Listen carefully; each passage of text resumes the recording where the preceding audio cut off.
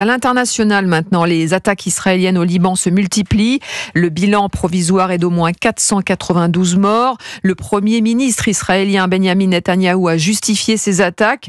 Wilfried de Villers, l'objectif principal d'Israël est de faire reculer le Hezbollah loin de la frontière. Oui, repousser le groupe chiite d'une trentaine de kilomètres au moins de la frontière, alors que ce dernier ne cesse depuis 11 mois de frapper la zone nord d'Israël, que des dizaines de milliers d'habitants ont été contraints d'évacuer. Et le Premier ministre israélien Benjamin Netanyahou entend maintenir cette pression sur le Hezbollah. J'ai promis que nous changerions l'équilibre de la sécurité. Le rapport de force dans le nord, c'est exactement ce que nous faisons. Nous détruisons des milliers de missiles et de roquettes qui visent les villes et les citoyens israéliens.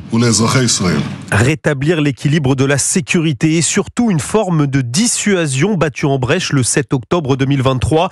Le géopolitologue Frédéric Ancel est spécialiste du Proche-Orient. Israël se devait de frapper un grand coup, non seulement pour récupérer cette crédibilité dissuasive dans la région, c'est ce qu'il est en train de faire, mais aussi et surtout casser l'épée de Damoclès de cette organisation. De ce point de vue-là, le fait que le Hezbollah ait été capable de mener une guerre d'attrition en poussant 90 000 Israéliens à ne plus pouvoir vivre chez eux était devenu intolérable. C'est la raison pour laquelle les Israéliens ont décidé de frapper un grand coup.